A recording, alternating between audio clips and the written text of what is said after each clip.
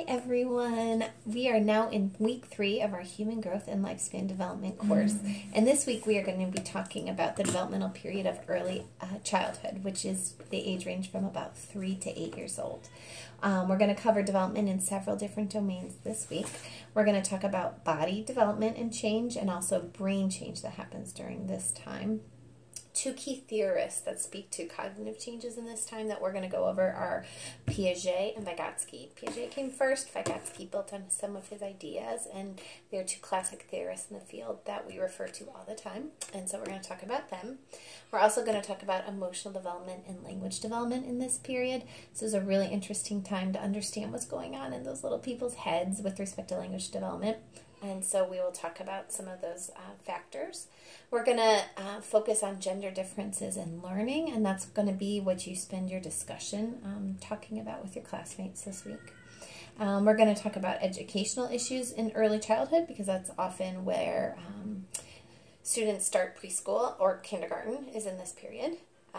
We're going to talk about some of the caregiver challenges to this period. Anyone who has had children of this age knows that it comes with a unique set of challenges.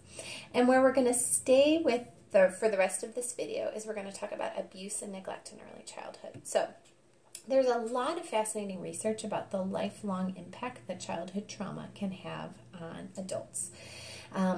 One of the measures that I want to introduce to you, and I'm going to email it to you as well, is called the ACEs measure, and it stands for the Measure of Adverse Childhood Experiences.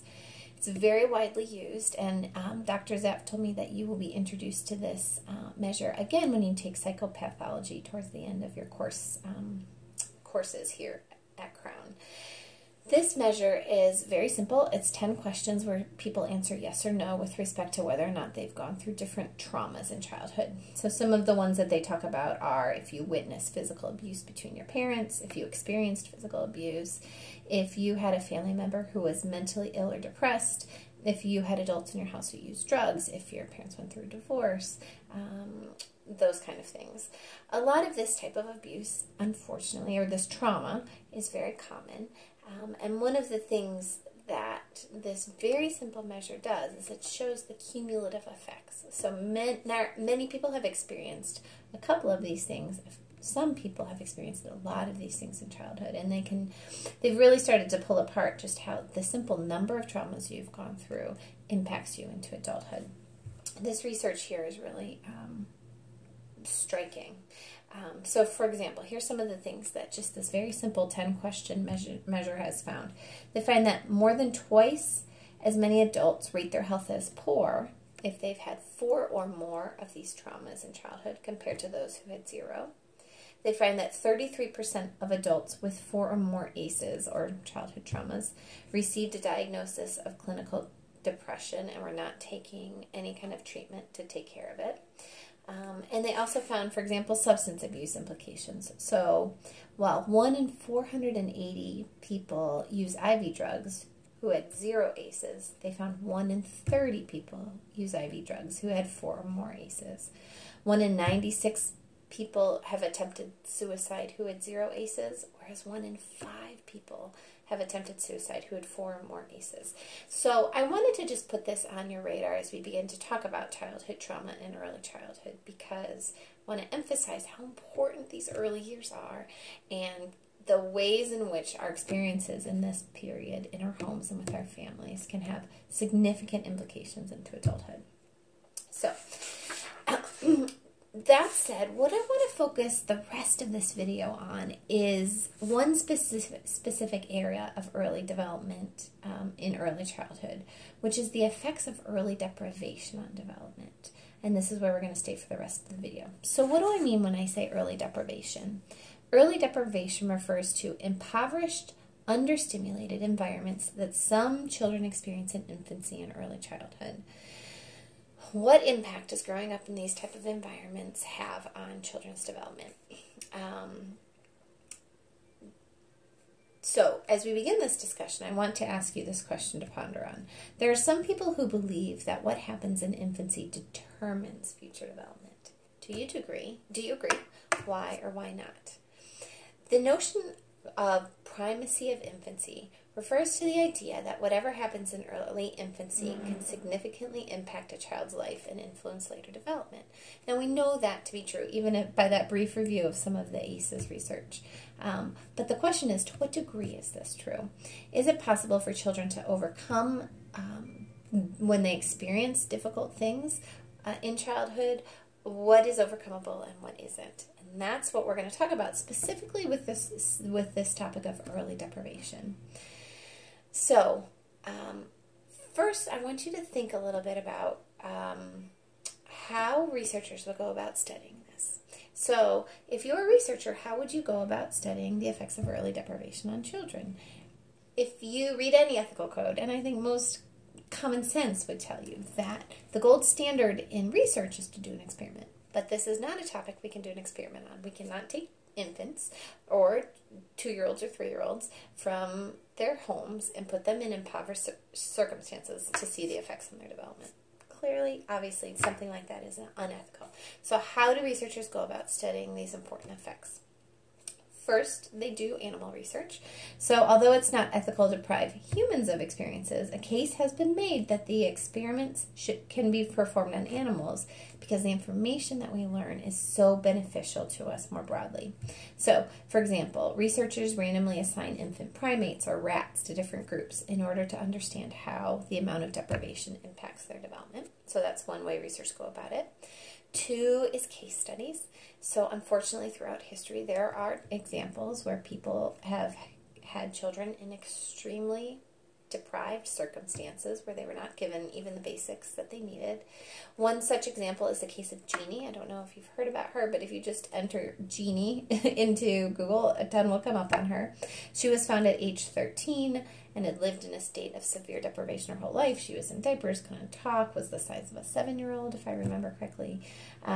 While her experiences are very tragic, she also had no language, and so one of the things that they specifically learned is whether or not, if you don't learn language until the age of 13, can you learn it? So things like Jeannie's story actually taught us a lot about that. And the third, and the most relevant for even bringing this topic up, is orphanages. So the United States has a foster care system where when children can't live with their homes, can't live in their families, we have other homes that are set up with foster homes who take children in. Many countries don't have this system, and they instead have an orphanage system set up. And orphanages vary with the degree of stimulation they provide. Now, I lived in an orphanage for a year, and it was a wonderful place. And so not all orphanages are the same, but there have been, especially in Romania in the 90s, some pretty deprived orphanages that have really impacted children's development. And studying children in those circumstances has really helped us understand some of these effects. My pages are a little bit out of order. Okay, so it is this body of research on orphanages that we're going to focus on for the remainder of this lesson. Most of the research on orphanages have focused on Romania because in 1990 the Iron Curtain fell and lifted the veil on the country, and that was the first time anyone from the outside world could really have a view of what was going on in Romania, and that's when we found all sorts of orphanages filled with children, 30 cribs in a room with one caregiver, that kind of thing. Although conditions in orphanages, many orphanages have improved, many are still lacking. What has the research found with respect to children who grow up in these environments and then are adopted into loving families? That is one of the main reasons that we ask these questions, because adoptive families want to know how best to help and support these children that they are taking into their home. Research suggests that the influence of early deprivation on development depends on 4 main factors. One is the nature of the depriving condition. What was deprived? Was it not enough food, no stimulation, not enough touch from caregivers? The intensity and severity of the deprivation, how long the child was there. So a child who is in that kind of setting for 6 months is going to be very different from a child who is there for 5 years. And the quality of the environment that they get once they get out of the deprivation. So there's no quick answer on how growing up in an orphanage is going to affect development later on, because it varies based on a lot of these factors. We do know that when children spend the first 2 years in deprived institutional care with little social contact, all developmental areas are delayed. Social, emotional, language, physical development, cognitive development, all of that.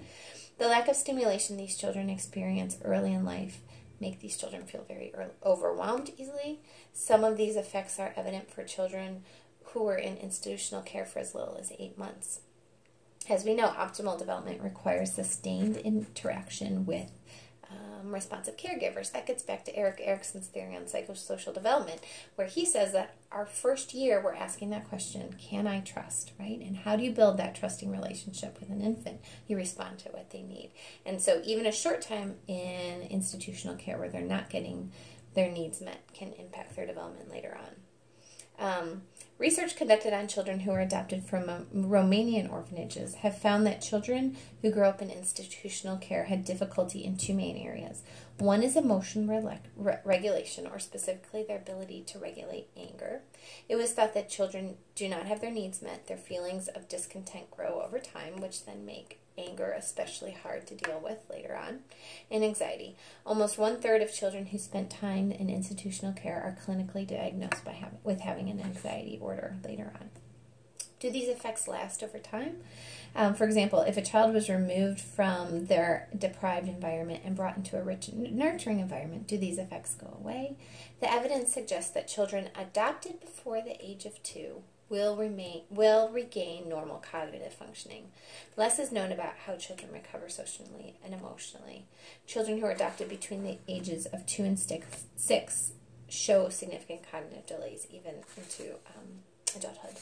Another thing that is relevant to this discussion is something called reactive attachment disorder, or RAD. That is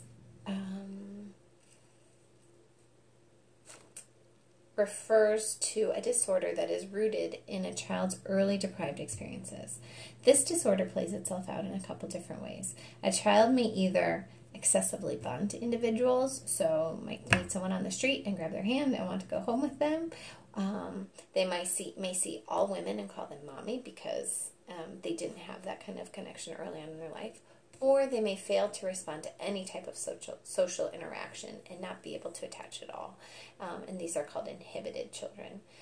When children are diagnosed with RAD, an individualized treatment plan is created to help them bond with their primary caregivers. So, for example, I had a friend who adopted a baby from Africa. And this little sweet girl ended up being one of these disinhibited kids who wanted to call everybody mommy. Not necessarily with that idea, where she just wanted to connect to everybody.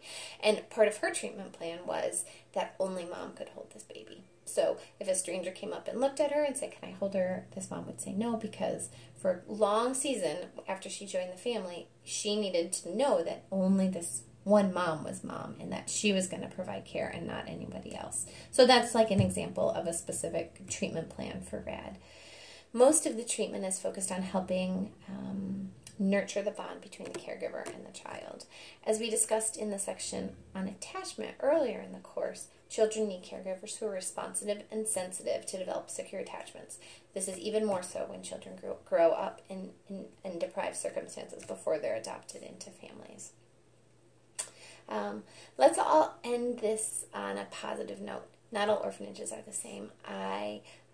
Although there's no substitute for a loving family, there are orphanages in different parts of the world that are working really hard to ensure that children have everything that they need. Some of you may have churches that sponsor trips to visit homes like this, or maybe you have been to orphanages like this that you feel like are full of good people really trying to do what is in the best interest of these children. So that's where I want to end. If you have any questions on anything you're learning this week or in the course to this point, feel free to email me or your instructor. We'll be happy to talk to you about it. Thanks so much.